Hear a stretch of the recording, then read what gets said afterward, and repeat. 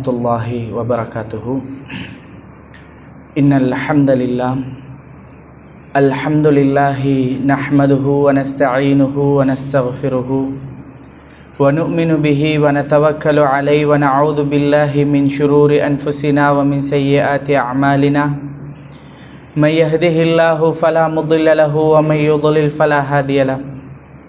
وأشهد أن لا إله إلا الله وحده لا شريك له وأشهد أن محمدا عبده ورسوله أما بعد فإن أصدق الحديث كتاب الله وخير الهدي هدي محمد صلى الله عليه وسلم وشر الأمور محدثاتها وكل محدثة بدعة وكل بدعة ضلالة وكل ضلالة في النار وبعد.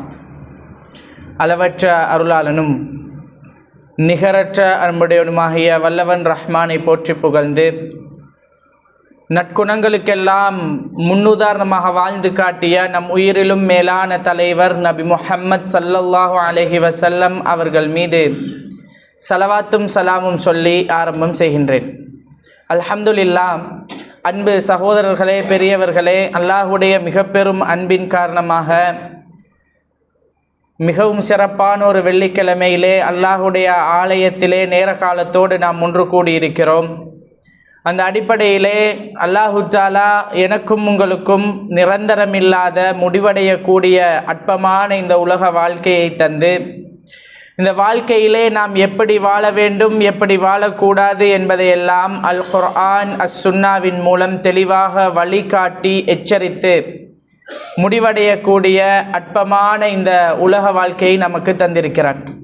இந்த வாழ்க்கையை வாழுகிற போது எந்தெந்த காரியங்களில் ஈடுபட்டால் மறுமையிலே அவனுடைய திருப்தியையும் அந்த ரப்புடைய பரிசாக ஜன்னாவையும் பெறலாம், மேலான அந்த ஜன்னத்துல் ஃபிர்தௌஸை அடையலாம் என்ற சிந்தனையோடு ஒவ்வொரு முஃமினும் தம்முடைய வாழ்க்கையை கழிப்பது மிக மிக முக்கியம். அந்த அடிப்படையிலே பண்படுத்தப்பட வேண்டிய கொள்கை உறவுகள் அப்படி என்ற ஒரு தலைப்பு இன்றைய குத்துபாவுக்காக தெரிவு செய்யப்பட்டிருக்கிறது. அன்பு சகோதரர்களே, உண்மையாக நானும் நீங்களும் முஸ்லீமாக இருந்தால் லா இலாஹ இல்லல்லாஹ் முஹம்மது ரசூலுல்லாஹ் என்று சொல்லக்கூடிய இந்த கலிமாவை ஏற்றுக்கொண்டிருந்தால் நாம் ஒரு கொள்கைக்கு கட்டுப்பட்டு வாழுகிறோம் என்று அர்த்தம். இந்த கொள்கையை சரியாக உண்மையாக நாம் பின்பற்றணும். அந்த கொள்கையை இன்றைய சமகாலத்தில் வாழக்கூடிய பல பேர் இந்த கொள்கையை ஓரளவு சரியாக புரிந்து கொண்டு அதிலே ஒரு சின்ன பகுதியை மட்டும் கொள்கையாக நினைத்து கொண்டு அந்த கொள்கையிலே மிக முக்கியமான பல விடயங்களை பெரிதாக அலட்டி கொள்ளாமல் அல்லது அதை பற்றிய பெரிய ஒரு சிந்தனை இல்லாமல் ஒரு குறுகிய வட்டத்துக்குள் வாழ்ந்து கொண்டிருக்கிறார்கள். இஸ்லாமிய கொள்கை லா இலாஹ இல்லல்லாஹ் முஹம்மது ரசூலுல்லாஹ், இதை ஒவ்வொரு முஸ்லிமும் பின்பற்ற வேண்டியது மிக முக்கியம். அப்ப அல்லாஹ்வை ஒருமைத்துவப்படுத்துதல். யாராவது ஒருத்தர் நான் ஏகத்துவத்தை, அதாவது ஓரிரை கொள்கையை ஏற்றுக்கொள்ளவில்லை என்று சொன்னால் அவர் உண்மையான முஸ்லிமாக இருக்க முடியாது. அப்ப கொள்கை என்ன? கொள்கை என்ன? ஓரிரை கொள்கை. இறைவனை மட்டும்தான் நான் வணங்க போகிறேன். அல் குர்ஆன்ல அல்லாஹு தஆலா ஒரு அத்தியாயத்தை தெரிவு செய்து 114 சூரா இருக்குது. இந்த 114 சூறாலையும் ஒரே ஒரு சூறாவை தெரிவு செய்து இந்த சூறாவை தான் நீங்கள் கடமையான தொழுகையிலே ஓதணும், அதுவும் ஒவ்வொரு ரக்காத்திலையும் ஓதணும், அதை ஓதாவிட்டால் அவருக்கு தொழுகையே கிடையாது என்று சொல்லி ஒரு சூறாவை அல்லாஹ் முக்கியத்துவப்படுத்துறான். சூரத்துல் ஃபாத்திஹா. இந்த ஃபாத்திஹாவிலே நாம் திரும்ப திரும்ப திரும்ப என்ன அதிகமாக ஓதுறோம்? அந்த 7 வசனங்கள்ல மிக முக்கியமான ஒன்று, இதுதான் நம்முடைய கொள்கை. என்ன? இய்யாக நஅ்புது. சூரத்துல் ஃபாத்திஹா ஓதக்கூடிய எல்லாரும் ஒவ்வொரு ரக்காத்திலையும் ஒவ்வொரு நாளும் இதை ஓதுறோம். ஆனால் எந்த அளவுக்கு இதை சரியாக புரிந்து கொள்கிறோம்? இய்யாக நஅ்புது, உன்னையே வணங்குகிறோம். ரப்பிடத்துல நாங்க சொல்றோம் வ இய்யாக நஸ்தஈன், உன்னிடமே உதவியும் தேடுகிறோம். அல்லாவை மட்டும் ஒருத்தர் பேரளவில் நான் தொழுகிறார், அல்லாவுக்கு கட்டுப்படுறாருன்னு அர்த்தம் இல்லை. தொழுகையும் அல்லாஹ்வுக்காக இருக்கணும், வணக்கங்களும் அல்லாஹ்வுக்காக இருக்கணும். அவர் உதவி தேடுவதாக இருந்தால், பிரார்த்திப்பதாக இருந்தால், துஆ கேட்கிறதா இருந்தா, சத்தியம் பண்றதா இருந்தா, எல்லாம் இறைவன் மீது மட்டும்தான். நான் அல்லாஹ்வை தான் வணங்குறேன்னு சொல்லிட்டு இன்னொருத்தரிடத்துல போய் துஆ கேட்டால் அவர் இய்யாக நஅபுது வ இய்யாக நஸ்தஈன் அங்கேயே தப்பு செஞ்சிட்டார், கொள்கையை விட்டும் மாற்றம் செய்து விட்டார்.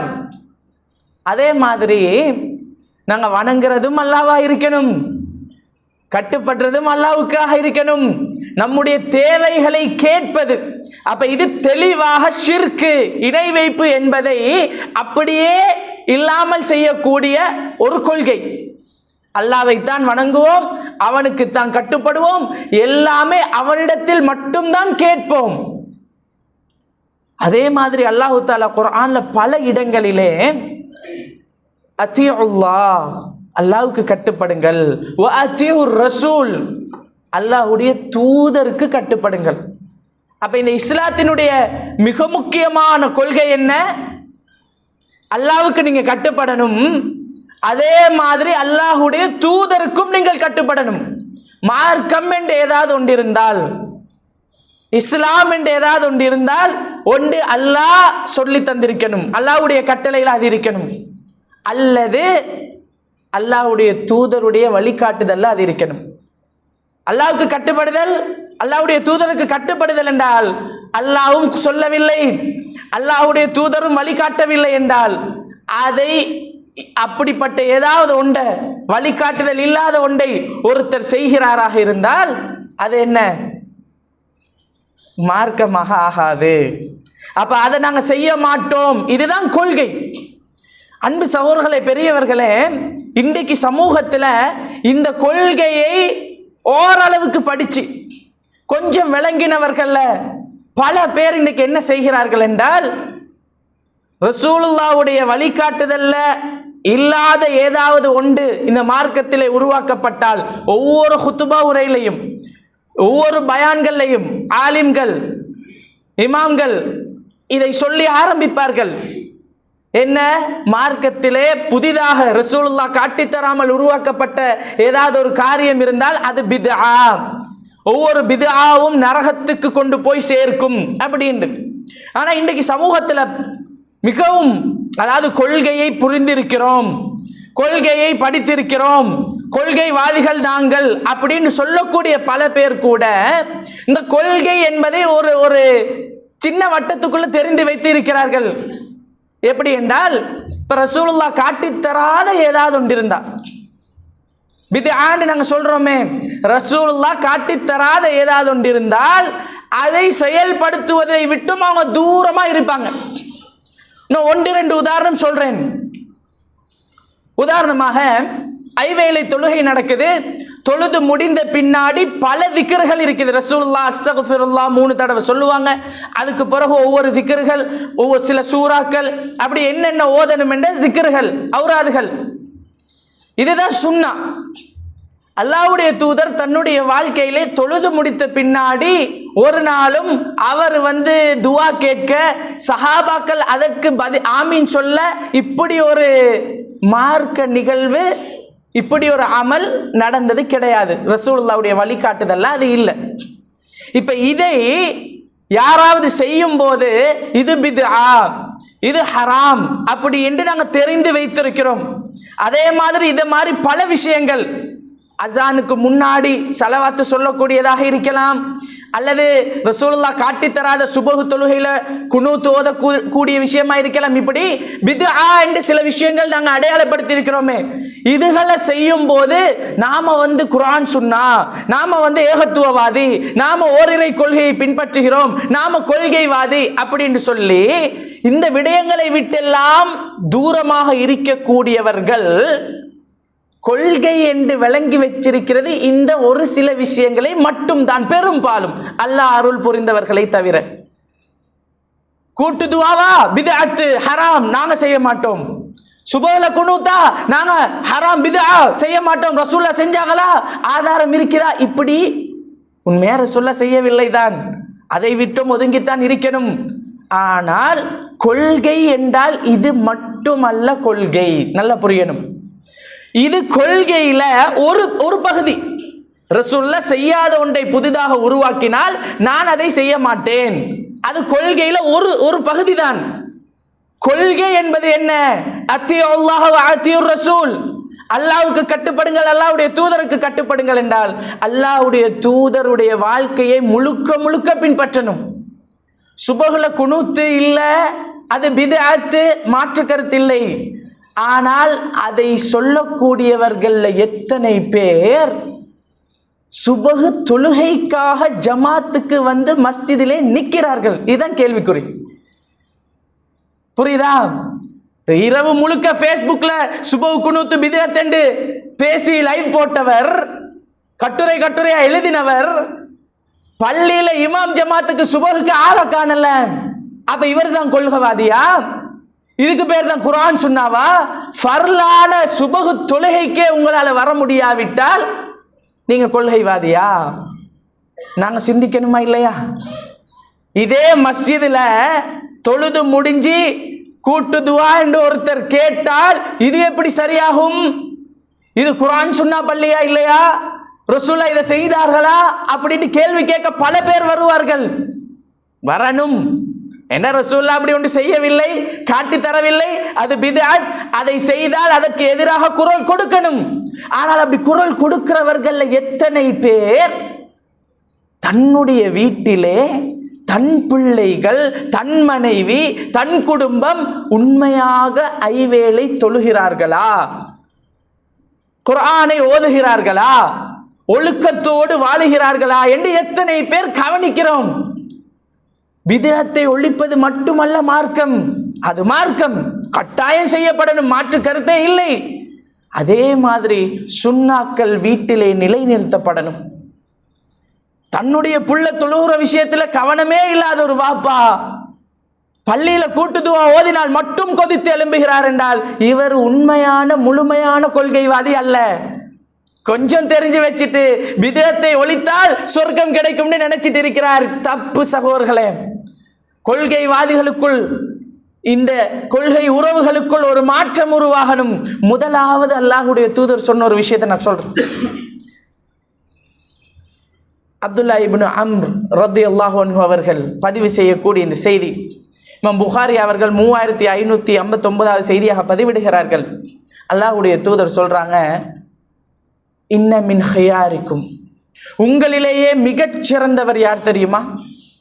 அஹ்சனுக்கும் அஹ்லாகா, யாரிடத்திலே அழகான நல்ல பண்புகள், நற்குணங்கள், அழகிய குணங்கள் இதோ உங்களிலேயே சிறந்தவர் அவர்தான் என்றார். ரசூலுல்லாஹ் நம் உயிரிலும் மேலான தலைவர், நற்குணங்களுக்கெல்லாம் முன்னுதாரணமாக வாழ்ந்து காட்டியவர். இன்றைக்கு மார்க்கத்தை படித்திருக்கிறோம், கொள்கையை புரிந்திருக்கிறோம் என்று நினைத்துக் கொண்டிருக்கக்கூடியவர்கள பல பேர் அடுத்தவர்களை விமர்சிப்பதற்கும் சரி, அடுத்தவர்களுடைய தனிப்பட்ட வாழ்க்கையிலே உள்ள குறைகளை தேடி திரிவதற்கும் அதை அம்பலப்படுத்துவதற்கும் நிறைய பேர் தயாராக இருக்கிறார்கள். ஆனால் சரி, பித்அத்தை ஒழிக்கிறது, இன்னொருத்தர் செய்கிற தப்பை தட்டி கேட்பது மட்டும்தான் குர்ஆன் சுன்னாவான்னு கேட்டால் அதுக்கும் விட மேலே ஒரு படி வந்தோம் என்றால் என்னை நான் திருத்திக் கொள்ளணும். ரசூலுல்லாஹ்வுடைய வாழ்க்கையே நட்பண்புகளால் நிறைந்திருந்தது. அல்லாஹ்வுடைய தூதரிடத்தில் கேட்கப்படுது. அபூ ஹுரைரா ரலியல்லாஹு அன்ஹு அவர்கள் அறிவிக்கக்கூடிய செய்தி, இமாம் திர்மிதி அவர்கள் 2004வது செய்தியாக பதிவிடுகிறார்கள். ரசூலுல்லாஹ்விடத்தில் கேட்கப்படுது, சொர்க்கத்துக்கு ஒரு மனிதனை அழைத்து செல்வதில் அதிகமா மிச்சமா எது ஒருவரை சொர்க்கத்துக்கு அழைத்துட்டு போகும்? ரசூலுல்லாஹ் சொல்றாங்க, தக்வல்லாஹ், இறையச்சம். யார் அல்லாஹ்வுக்கு அஞ்சி நடக்கிறாரோ அவர். நிப்பாட்டவில்லை, சேர்த்து ரசூலுல்லாஹ் சொன்னாங்க, வஹுஸ்னுல் ஹுல்க் என்றார்கள். இறையச்சமும் நல்ல குணங்களும் என்றார்கள். நாங்கள் ஒரு ஹராத்தை தடுக்க போறோம், ஒரு பித்அத்தை ஒழிக்க போறோம் என்ற பெயர்ல அடுத்தவர்களை இழிவுபடுத்தவோ இன்னொரு சகோதரருடைய மனதை புண்படுத்தவோ காயப்படுத்தவோ அவருடைய மானத்தை சமூகத்திலே பகிரங்கப்படுத்தவோ கூடாது, ஹராம் அது. அப்ப நாங்க மார்க்கத்தை நிலைநாட்டுறோம், குர்ஆன் சுன்னாவை போதிக்கிறோம் என்ற பெயர்ல ரசூலுல்லாஹ் காட்டித்தராத வகையிலே, அஹ்லாக் இல்லாத முறையிலே, பண்பாடுகள் இல்லாத முறையிலே 4 பேரை விமர்சிக்கிறோமா, அடுத்தவர்களுக்கு அவதூறு சுமத்துறோமா, அவர்களை இழிவுபடுத்துறோமா? இஸ்லாம் ஒரு நாளும் இதை ஏற்றுக்கொள்ள போவதில்லை. சரி, அஹ்லாக் ரசூலுல்லாஹ் சொல்றாங்க, அஹ்லாக் தக்வாவும் நல்ல பண்புகளும் தான் ஒரு மனிதனை சுவர்க்கத்துக்கு அழைத்து செல்வதிலே ஆக முக்கியமானது. இமாம் திர்மிதி பதிவு செய்யக்கூடிய செய்தியிலே 2003வது செய்தியிலே, மீசான்ல நாளை மறுமையில ஒவ்வொருத்தருடைய அமளிபாதத்துகளும் அப்படி பாரம் நிறுக்கப்படுமா இல்லையா? நீங்க செஞ்ச நன்மைகள் பாவங்கள் எல்லாம் நிறுக்கப்படும். நீங்க எவ்வளவோ தொழுதிருக்கலாம், எவ்வளவோ நோன்பு பிடித்திருக்கலாம், எவ்வளவோ ஹஜ்ஜி செஞ்சிருக்கலாம். ஆனால் அபூ தர்தா ரலியல்லாஹு அன்ஹு அறிவிக்கிறாங்க, ஒருத்தருடைய தொழுகைக்கும் நோன்புக்கும் அந்த அளவுக்கு மீசான்ல நற்குணங்கள் அதைவிட பாரமானதாக இருக்கும் என்றாங்க. என்ன தொழுகை நானும் நீங்கள், அதாவது நாம் அல்லாஹ்வுக்கு ரப்புக்கு செய்யக்கூடிய அமல், நோன்பு எனக்கும் என் ரப்புக்கும் உள்ள விஷயம். ஆனால் அஹ்லாக் என்பது, நல்ல பண்புகள் என்பது சக மனிதனோடு நடந்து கொள்ள வேண்டிய முறை. நீங்க ரப்போட நல்லா நடந்துட்டு இன்னொரு மனிதனுடைய மனதை புண்படுத்தி விட்டீர்களா, அடுத்தவரை கேவலப்படுத்திட்டீங்களா, அவர் உங்களை மன்னிக்காத வரைக்கும் அல்லாஹ் மன்னிக்க போவதில்லை. இப்ப எப்படி சொர்க்கம் கிடைக்கும்? அப்ப குர்ஆன் சுன்னா, ஓரிரை கொள்கை, நாம் எல்லாம் கொள்கைவாதிகள் என்று பேசக்கூடியவர்கள் ஒன்றை புரியணும். நாம் வாயளவிலே மட்டும் குர்ஆன் சுன்னா ஓரிரை கொள்கை என்று பேசுவதை விட நம்முடைய வாழ்க்கையிலே, நம்முடைய ஒவ்வொரு செயல்பாட்டிலையும் குர்ஆனும் சுன்னாவும் உண்மையாகவே இருக்கணும். பித்அத்துகளை ஒழிப்பது மிக முக்கியம், காலத்தின் தேவை, கட்டாயம். அடையாளப்படுத்தணும், தப்புகளை தெளிவா சொல்லணும், ஆனால் யாரையும் கேவலப்படுத்தி அல்ல. சரி, யாரையும் அவமானப்படுத்தி அல்ல, அழகான முறையிலே. இஸ்லாத்துல எங்க, குர்ஆன்ல நீங்க எங்க பார்த்தாலும் 3வது அத்தியாயம் 159வது வசனம், அல்லாஹு தஆலா தன்னுடைய நபிக்கே சொல்றான், நபியே ஃபபிமா ரஹ்மத்தின் மினல்லாஹி லின்த லஹும், அல்லாஹ்வுடைய அருளின் காரணமாகத்தான் நீங்கள் அவர்களோடு நல்ல முறையிலே கனிவாக பண்பாக நடந்து கொள்கிறீர்கள். நல்லதை சொல்றோம், பித்அத்தை ஒழிக்கிறோம், குர்ஆன் சுன்னாவை நிலைநாட்டுறோம் என்ற பெயர்ல கடுகடுப்பாக, ரொம்ப ஆக்ரோஷமாக, விதண்டாவாதம் புரிபவர்களாகவும், சண்டை பிடிப்பவர்களாகவும், குழப்பம் விளைவிப்பவர்களாகவும் நாங்கள் இருக்கக்கூடாது. அல்லாஹ் தான் சொல்றான் நபிக்கே, நபியே நீங்க சொல்லிலே கடுமையானவராக, கட்டின உள்ளம் கொண்டவராக நீங்க இருந்திருந்தால் உங்களை விட்டு ஓடி இருப்பார்கள் என்று அல்லாஹ் சொல்றான், நபிக்கு சொல்றான் அல்லாஹ். அப்துல்லா இப்னு உம்மி மக்தூம் ரலியல்லாஹு அன்ஹு வந்த நேரம் ரசூலுல்லாஹ் லேசா முகம் கடுக்கடுக்குது. அதுக்கு ஒரு காரணம் இருக்குது. சமூகத்தில் உயர்ந்தவர்கள், அந்தஸ்துள்ளவர்களோட பேசிட்டு இருக்கும் போது இவர் பார்வை இல்லாதவர் வர்றாரு அப்படி என்ற ஒரு சிந்தனையில ரசூலுல்லாஹ் கொஞ்சம் கோபப்படுறாங்க. அல்லாஹ் குர்ஆன்லயே ரசூலுல்லாஹ்வை அபஸ வ தவல்லா அல்லாஹ் கண்டிக்கலையா? குர்ஆனை முறையாக படிக்கக்கூடிய ஒருத்தர், சரி, அல்லாஹ்வுடைய தூதருடைய வாழ்க்கை, குர்ஆன் சுன்னா இதுதான். அல்லாஹ்வுடைய தூதருடைய வாழ்க்கையை முறையாக படிக்கக்கூடிய ஒருத்தர் முதலாவது புரிய வேண்டியது அஹ்லாக், பண்பாடு, ஒழுக்கம். சத்தியத்தை சொல்லணும், தெளிவாக சொல்லணும், மறைக்கவோ ஒழிக்கவோ யாருக்காக வேண்டியும் நாங்க வளைந்து கொடுக்கவோ தேவையே இல்லை, தெளிவாக சொல்லணும். ஆனால் இஸ்லாம் சொல்லக்கூடிய பண்பாடுகளோடு, அல்லாஹ்வுடைய தூதர் வழிகாட்டி தந்த அந்த ஒழுக்கங்களோடு, அஹ்லாக்கோடு, அழகிய முறையிலே. அல்லாஹ் குர்ஆன்ல சொல்றான், நீங்க விவாதம் செய்வதா இருந்தால் கூட இறைவன் இருக்கிறானா இல்லையா? சரி, விவாதம் செய்தால் கூட வஜாதில்ஹும் பில்லதி ஹிய அஹ்சன், அழகிய முறையில் நல்ல முறையில் விவாதம் செய்யுங்க. ஏன் அல்லாஹ் அந்த அஹ்சன் என்ற வார்த்தையை பயன்படுத்தணும்? ஏன் இந்த மார்க்கத்திலே, இந்த இஸ்லாத்திலே மிக முக்கியமான இடம் எதுக்கு? பண்பாடு, நற்குணம், அஹ்லாக் என்று வரும்போது இஸ்லாம் அதற்கு மிக முக்கியமான இடத்தை கொடுத்திருக்கிறது. அதனால நாம் என்னை பார்க்கணும், என் குடும்பத்தை பார்க்கணும். ஊரில் பிதஅத்தை ஒழிக்க போகிறோம் என்று சொல்லிட்டு வீட்டுக்குள்ள மார்க்கம் இல்லாவிட்டால் நாம கொள்கைவாதி கிடையாது. அன்பு சகோதரர்களே, இன்றைக்கி நாங்கள் பார்க்குறோம், பெருநாள் தினங்களில் பல சர்ச்சைகள், ரமலான் காலங்களில் பல சர்ச்சைகள் நிறைய வரும். இது இருக்கும், கருத்து முரண்பாடுகள் சஹாபாக்கள் காலத்திலேருந்து இருந்துச்சு, இல்லாமல் இருக்காது. ஆனால் மஸ்ஜிதில் ஏதோ ஒரு கருத்து முரண்பாடு, அதிலே தீவிரமாக இருக்கிற ஒருவர், பிதஅத்து ஒழிக்கணும் என்பதிலே தீவிரமாக இருக்கக்கூடிய ஒருவர், பெருநாளைக்கு மனைவியையும் பிள்ளைகளையும் கூட்டிட்டு வருகிறார். எப்படி தெரியுமா? இஸ்லாமிய ஆடை ஒழுக்கங்கள் கொஞ்சம் கூட இல்லை. இப்படி இருந்தா, ஆனா பேரு கொள்கைவாதி. நான் கூட்டுதுவா ஓத மாட்டோம், நான் சுப குனூத் செய்ய மாட்டோம், கூடாதுதான், ஆதரிக்கல, ஹராம், ரசூலுல்லாஹ் செய்யவில்லையா, உயிரே போனாலும் செய்ய மாட்டோம். ஆனால் அதை பிதஅத்தை தவிர்த்தால் மட்டும் நாம் கொள்கைவாதி, நாம் குர்ஆன் சுன்னாவாதி என்று நாமே நமக்கு பட்டம் சூட்டிக் கொள்வது பிழை என்பதைத்தான் புரியப்படுத்துகிறேன்.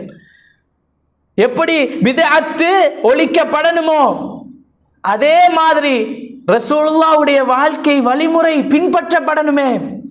ஒரு தந்தையாக என் மனைவி, என் பிள்ளை எப்படி ஆடை அணுகிறார்கள், என் வீட்டிலே எப்படி தொழுகை நடக்குது, பிள்ளைகள் குடும்பம் சரியாக இயங்குதா, மார்க் அடிப்படையில் இருக்குதா, இதை பார்க்க எனக்கு நேரம் இல்லை. ஆனால் யாரோ கத்த மோதினால் மட்டும் அதை நான் ஃபேஸ்புக்கிலையும் லைவ் வீடியோலையும் எதிர்க்கிறேன் என்றால் உண்மையான கொள்கைவாதி அப்படி இருக்க இயலாது, இருக்கவும் கூடாது. புரியுதா? எதிர்க்கணும். முதலாவது என்ன அல்லாஹ் சொல்றது என்ன? கு அன்ஃபுஸக்கும், ஈமான் கொண்டவர்களை அழைத்து யா அய்யுஹல்லதீன ஆமனூ கு அன்ஃபுஸக்கும் வ அஹ்லீக்கும் நாரா. முதல் வேலை என்ன? உங்களையும் உங்கள் குடும்பத்தையும் முதலாவது நரகத்திலிருந்து பாதுகாத்துக்கோங்க. ஃபர்ஸ்ட் வேலை ஒரு குடும்ப தலைவருக்கு அதுதான். ரெண்டாவது தான் சமூகத்தில் உள்ள தீங்குகளை, அநியாயங்களை தட்டி கேட்பதும் பிதஅத்துகளை ஒழிப்பதும் அதுக்கு அடுத்தபடியா. ஆனா இன்னைக்கு நிறைய பேர் வீட்டுக்குள்ள எல்லா ஹராமும் நடக்குது, சினிமா பார்க்கப்படுது, இசை கேட்கப்படுது. ரொம்ப வேதனை. பல மஸ்ஜித் நிர்வாகத்தின் தலைவர்கள், கொள்கைவாதிகள் என்று சொல்லக்கூடிய பல பேர் பெருநாளைக்கு தன் பிள்ளைகளை அழைத்து விட்டு வருகிறார்கள். மகன் காலுக்கு கீழே, கரண்டைக்கு கீழே தேயுது ஆடை, பொம்பளை புள்ள மறைக்க வேண்டிய உறுப்புகள் எல்லாம் வெளியே தெரியுது. ஆனால் கொள்கைவாதி. வேதனைப்படணுமா இல்லையா? மார்க்கத்தை சரியா படிச்சு சரியா நிலைநாட்டக்கூடிய உண்மையான குர்ஆன் சுன்னாவை பின்பற்றக்கூடியவராக இருந்தால் இது ஒவ்வொன்றிலையும் கவனம் எடுக்கணும். அப்துல்லாஹ் இப்னு உமர் ரலியல்லாஹு அன்ஹு அவர் அறிவிக்கக்கூடிய செய்தி இமாம் புகாரி அவர்கள் 24வது செய்தியாக பதிவிடுகிறார்கள். அல்லாஹ்வுடைய தூதர் சொல்றாங்க, வெட்கம் இருக்குதா இல்லையா? வெட்கம் என்ற உணர்வு, இன்னல் ஹயா மினல் ஈமான் என்றாங்க ரசூலுல்லாஹ். வெட்கம் என்ற உணர்வு ஈமானில் இருந்து வரக்கூடியது என்றாங்க. ஒரு ஆம்பளை தன் மனைவி அரைக்குறையாக உடுத்து மறைக்க வேண்டிய உறுப்புகளை எல்லாம் மறைக்காமல் இறுக்கமாக அபாயா என்ற பேர்ல தான் உடுக்கிறாங்க, ஷோல் என்ற பேர்ல தான் சுத்துறாங்க. ஆனால் மெல்லிய ஆடைகள் போட்டிருக்கிற ஆடைக்குள்ளால அவர்களுடைய ஆபரணங்களும் உடல் உறுப்புகளும் விளங்குது. ஒரு வாப்பா, ஒரு ஆண் இதை பார்த்தும் கணக்கெடுக்கல, தம் பிள்ளையுடைய ஆடையில, தன் பிள்ளையுடைய தொழுகையில கவனம் எடுக்கல. ஆனால் பிதஅத்து நடந்தால் மட்டும் கொதித்து எழும்புகிறார் என்றால் அவர் முழுமையான உண்மையான கொள்கைவாதி அல்ல. யாரும் தப்பா புரியக்கூடாது. பிதஅத்தை எதிர்க்க கூடாதென்றோ, பிதஅத்துக்கு எதிராக குரல் கொடுக்க கூடாதென்றோ நான் சொல்லல. கட்டாயம் செய்யணும், செய்யத்தான் வேணும். ஆனால் அது மட்டும் கொள்கை அல்ல, அதை புரியணும். அதனால ரசூலுல்லாஹ் அந்த ஈமான், வெட்கம் ஈமானோட சேர்த்து ரசூலுல்லாஹ் சொல்றாங்கடா. அப்ப தன் குடும்பத்தில் அந்த வெட்க உணர்வு இல்லாமல் பிள்ளைகள், மனைவிமார்கள், பெண்கள் வெளியே வருவதை பார்த்து கொண்டு ஒரு ஆண் அவர் ரோசப்படாம இருந்தா தையூஸ் என்றாங்க ரசூலுல்லாஹ். தையூஸ் என்றாங்க. யாரு தையூஸ் தெரியுமா? சஹாபாக்கள் கேட்கிறாங்க, யார் ரசூலுல்லாஹ், தையூஸ் என்றால் யார்? மறுமையிலே அல்லாஹ் பார்க்காத, அல்லாஹ் பேசாத, அல்லாஹ் சுத்தப்படுத்தாத கூட்டம், அதுல ஒரு கூட்டம் தன் தையூஸ் என்ற கூட்டம். தையூஸ் என்றால் யார்? தன் குடும்பத்திலே வெட்கக்கேடான மானக்கேடான விடயங்கள் நடப்பதை பார்த்தும் அதை பற்றி கணக்கெடுக்காத ஒருத்தர், அதை பார்த்தும் ரோசம் வராத ஒருத்தர், வீட்டில் மனைவி பிள்ளைகள் எல்லாம் ஹராமான சினிமாவை பார்த்து சந்தோஷப்பட்டுட்டு இருக்கிறாங்க. ஃபேஸ்புக்லையும் யூடியூப்லையும் இன்ஸ்டாகிராம்லையும் வரக்கூடிய எல்லா வீடியோக்களும் சினிமாக்கள், சீரியல்கள், நாடகங்கள் இதெல்லாம் பார்த்து ஜோக்கு நகைச்சுவை என்று எல்லாத்தையும் ரசித்துட்டு இருக்கிறார்கள். அதை பார்த்தும் அசிங்கமான ஆபாசமான விஷயங்கள் போன்ல, டிவியில, வீட்டில் பார்க்கப்படுவதை எல்லாம் கண்டு கொள்ளாமல் இருந்தால் தையூஸ். அப்ப நாங்க இதுல எவ்வளவு கவனமா இருக்கணும். அல்லாஹ் மறுமையில பார்க்கவே மாட்டான், அல்லாஹ் பேசவே மாட்டான். இதுலையும் கவனமா இருக்கணுமா இல்லையா? அப்ப ஒவ்வொன்றிலையும் குர்ஆன் சுன்னாவை நிலைநாட்டுவதாக இருந்தால், என்னை நான் நினைத்து என்னுடைய விஷயங்கள்ல இருந்து ஒவ்வொன்றாக சிந்தித்து, என் குடும்பம், என் பிள்ளைகள், அதுக்கு பிறகுதான் சமூகத்தில் உள்ள தீமைகளை ஒழிப்பதற்கு வரணும். ஆனா இன்றைக்கு நிறைய பேர் தான் எப்படி இருக்கிறார் என்றே அவருக்கு எந்த விதமான சிந்தனையும் இல்லை. அவருடைய பிள்ளை, அவருடைய மனைவி, குடும்பம் எப்படி இருக்குது என்ற சிந்தனை இல்லை. நேரடியா பேச்சு சமூகத்தில் அவர் பிதுஅத்துவாதி, இவர் நரகவாதி, இவர் வழி கெட்டுட்டார், அவர் தடம் புரண்டுட்டார் என்று அடுத்தவர்களை விமர்சிப்பது என்பது இந்த சமூகத்துக்கு ஆரோக்கியமானது அல்ல. அப்படிப்பட்ட கொள்கைவாதிகளாக இல்லாமல் உண்மையாக என்னை பற்றி நினைத்து, என் குடும்பத்தை பற்றி நினைத்து, அடுத்தபடியாக சமூகத்தை பற்றி சிந்தித்து, மார்க்கம் என்று எது தெளிவாக குர்ஆனில் சுன்னாவிலும் சொல்லப்பட்டிருக்கிறதோ அதை முழுமையாக சரியாக பின்பற்றக்கூடிய நல்ல முறையில் வாழ்க்கையை அல்லாஹுக்காகவும் அல்லாஹுடைய தூதருக்காகவும் வாழ்ந்து மரணிக்கக்கூடிய நல்ல மக்களாக வல்லவன் ரஹ்மான் என்னையும் உங்களையும் ஆக்கி அருள் புரிய வேண்டும். அல்ஹம்துலில்லாஹ் அல்ஹம்துலில்லாஹி அல்லதி ஹதானா லிஹாதா வமா குன்னா லினஹ்ததிய லௌலா அன் ஹதானல்லாஹ். அன்பு சகோதரர்களே, உண்மையாக பண்பாடுகள், ஒழுக்கம், நல்ல குணங்கள் என்பது இஸ்லாத்திலே மிக மிக மிக முக்கியமான விஷயம். குர்ஆன் சுன்னா என்று நான் சொல்லும்போது அதிலே மிக முக்கியமான இடம் இந்த அஹ்லாக்குக்கு வந்து நிற்கும். அதனால் நம்முடைய குணங்களை, நல்ல பண்புகளை, அழகான பண்புகளை அதிகம் அதிகம் வளர்த்து கொள்வதற்கு நாம் முயற்சி எடுக்கணும். அதே போல் குர்ஆன் சுன்னா அப்படின்ட்டு பேசக்கூடியவர்களாக மட்டும் இல்லாமல், அப்படிதான் நிறைய சொல்கிறாங்க, நாங்கள்லாம் குர்ஆன் சுன்னா பேசுகிறவர்கள், குர்ஆன் சுன்னா பேசுகிறவர்கள். சரி, அப்படி பேசுபவர்களாக மட்டும் இல்லாமல் வாழ்க்கையில் நடைமுறைப்படுத்தக்கூடியவர்களாக நாங்கள் மாறணும். நீங்கள் பாருங்கள், ஜும்மாவுடைய நாள் வெள்ளிக்கிழமை இமாம் மிம்பருக்கு ஏறுவதற்கு முன்னாடி வந்து மஸ்ஜிதிலே அமரணும், அப்படியா இல்லையா? முன்னால வரக்கூடியவருக்கு என்ன நன்மை, அதுக்கு அடுத்து வரக்கூடியவங்களுக்கு என்ன நன்மை, இதெல்லாம் ஹதீஸ்ல எத்தனையோ பயான்ல கேட்டாச்சு. சரி, ஆனால் இன்னுமே என்னால இமாம் மிம்பருக்கு ஏற முன்னால வந்து மஸ்ஜிதுக்குள்ள அமர முடியவில்லை என்றால், இந்த ஹதீஸ்ல எந்த கருத்து முரண்பாடும் இல்லையே. இமாம் உட்கார்ந்துட்டாருண்டா, ஏறிட்டாருண்டா மிம்பர்ல, மலக்குமார்கள் ஜும்மாவுக்கு வர்றவர்கள்ட பெயர்களை எல்லாம் எழுதிட்டு இருந்தவர்கள் அந்த ஏட்டை மூடிவிட்டு அவர்களும் வந்து அமர்ந்துடுவாங்க. இமாம் மிம்பருக்கு ஏறின பின்னாடி யாரெல்லாம் வந்தார்களோ அவர்கள் அன்றைய தினம் ஜும்மாவுக்கு வந்ததாக பதியப்படாது. சரி, இது சுன்னா. இமாம் மிம்பருக்கு ஏற முன்னாடி வர வேண்டியது சுன்னா. சமூகத்தில் உள்ள ஏனைய பித்அத்துகளை ஒழிப்பதற்கு அதிகம் குரல் கொடுக்கிற பல பேர் ஜும்மா தினத்தில் இமாம் மிம்பருக்கு ஏற முன்னாடி வந்து உட்கார்றாங்களான்னு பார்த்தா அதுல இல்லை. அதனால தான் நான் திரும்ப சொல்லுகிறேன், இந்த வார்த்தையை மனதிலே பதிய வைத்துக் கொள்ளுங்கள். பித்அத்தை ஒழிப்பது மட்டும் கொள்கை கிடையாது. அது கொள்கையில் ஒரு பகுதி, முக்கியமான ஒரு பகுதி. கட்டாயம் அதை செய்யணும்.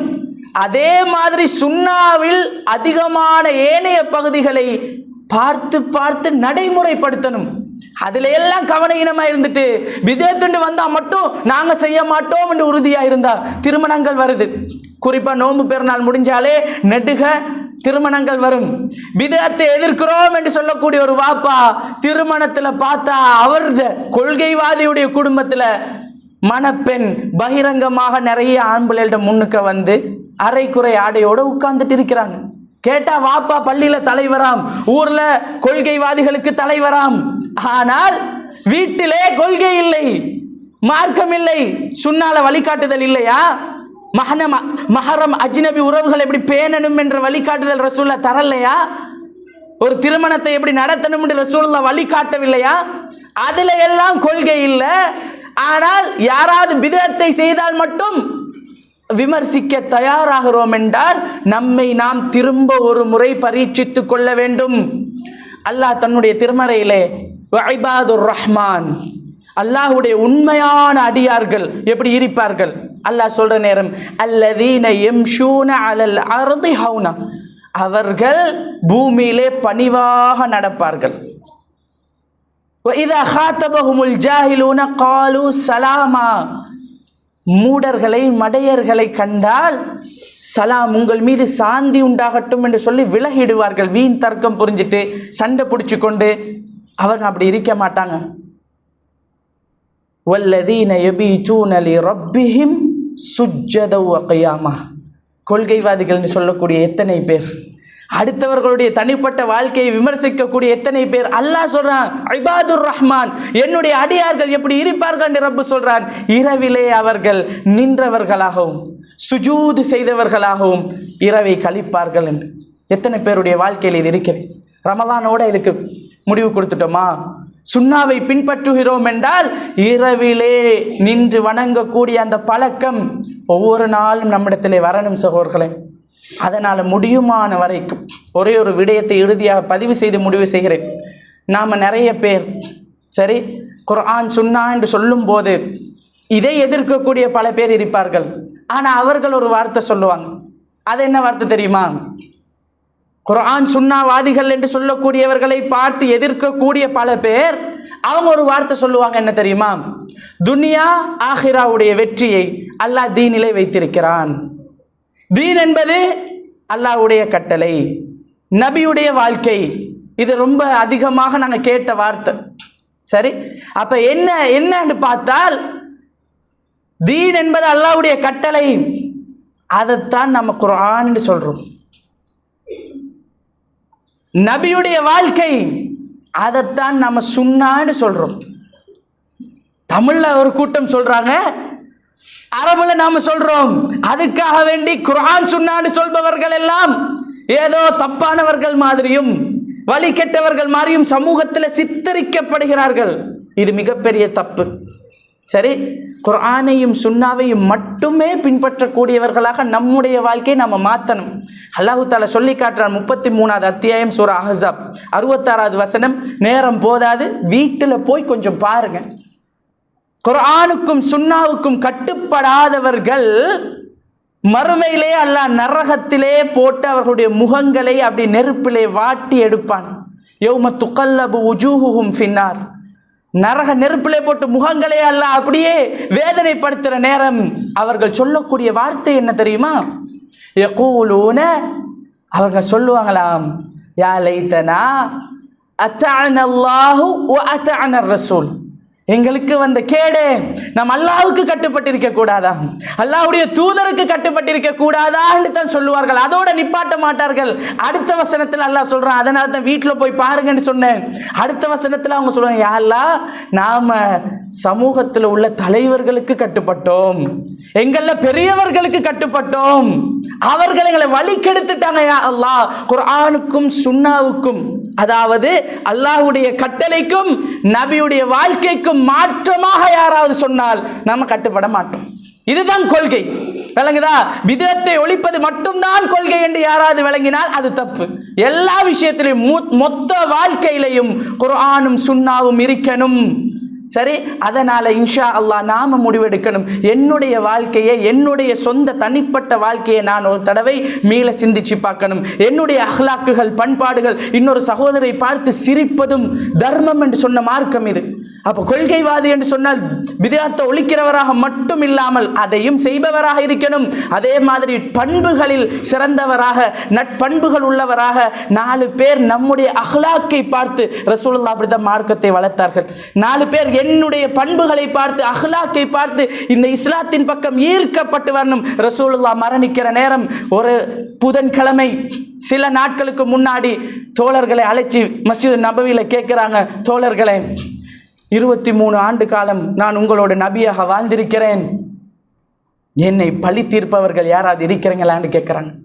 அன்பு சகோதரர்களே, மதீனால உள்ள அந்த மஸ்ஜித் நபவியில உள்ள சஹாபாக்கள் எல்லாரும் அதிர்ந்து போறாங்க. ரசூலுல்லாவை பழி தீர்ப்பதா என்ன? யாருக்கும் எதுவுமே வழங்கவில்லை.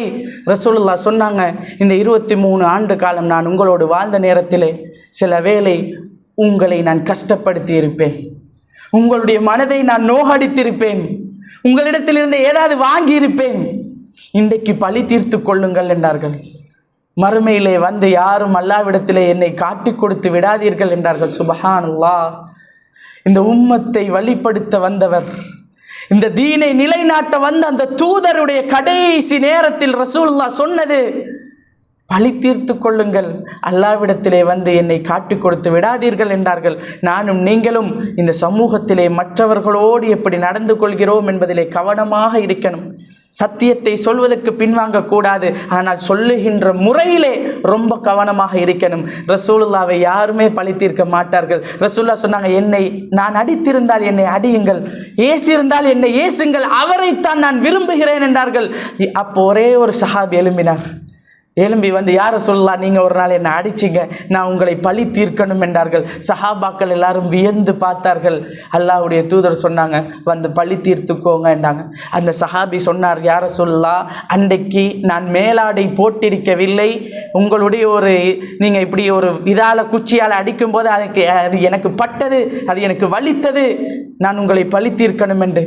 இந்த உம்மத்தின் தலைவர் ரசூலுல்லாஹ் தன்னுடைய மேலாடையை கலட்டி பழி தீர்த்து கொள்ளுங்கள் என்று சொன்னார்கள். அந்த சஹாபி அல்லாஹ்வுடைய தூதரை நோக்கி ஓடி வந்தார். அப்படியே வந்து ரசூலுல்லாவை கட்டி அணைத்து அல்லாஹ்வுடைய தூதருடைய முதுகிலே உள்ள அந்த நபித்துவத்திலே முத்தம் கொடுத்து அல்லாஹ்வுடைய தூதரிடத்தில் சொன்னார், யார் ரசூலுல்லாஹ், நாம் எல்லாம் வழிகேட்டிலே இருந்த நேரம், நாம் எல்லாம் நரக நெருப்பின் விளிம்பிலே இருந்த நேரம், உங்கள் மூலம் தானே யார் ரசூலுல்லாஹ் அல்லாஹ் எங்களுக்கு நேர்வழி காட்டினான். உங்களை போய் நான் அடிப்பேனா யார் ரசூலுல்லாஹ்? உங்களை போய் நான் பழி தீர்ப்பேனா யார் ரசூலுல்லாஹ்? உங்களிடத்திலே வந்து உங்களை கட்டி அணைத்து முத்தம் கொடுத்து இந்த நேரத்தை முத்தம் கொடுப்பதற்காக பயன்படுத்தினேன், உங்களை கட்டி அணைப்பதற்கான ஒரு வாய்ப்பாக பயன்படுத்தினேன் யார் ரசூலுல்லாஹ் என்று சொன்னார். எந்த அளவுக்கு ரசூலுல்லாவை நேசித்திருந்தால் இப்படி அவர்களால் நடந்து கொண்டிருக்க முடியும். அதனால் உண்மையாகவே அல்லாஹ்வுடைய தூதரை நேசித்து நம்முடைய வாழ்க்கையில் செய்யக்கூடிய ஒவ்வொரு காரியத்தையும் நபியுடைய வாழ்க்கையிலே இது இருக்கிறதா, நபியுடைய வாழ்க்கையிலே இது இருக்கிறதா என்பதை பார்த்து செய்யக்கூடிய உண்மையான குர்ஆன் சுன்னாவாதிகளாக, உண்மையான ஓரிரை கொள்கைவாதிகளாக வாழ்ந்து மரணிக்கக்கூடியவர்களாக வல்லவன் ரஹ்மான் நம் அனைவரையும் ஆக்கியருள் புரிய வேண்டும். இன்ன ஹாதிஹி தத்கிரா ஃபமன் ஷா அத்தஹத இலா ரப்பிஹி சபீலா வ ஆஹிர் தஅவானா அல்ஹம்துலில்லாஹி ரப்பில் ஆலமீன். அஸ்ஸலாமு அலைக்கும் வரஹ்மத்துல்லாஹி வபரகாத்துஹு.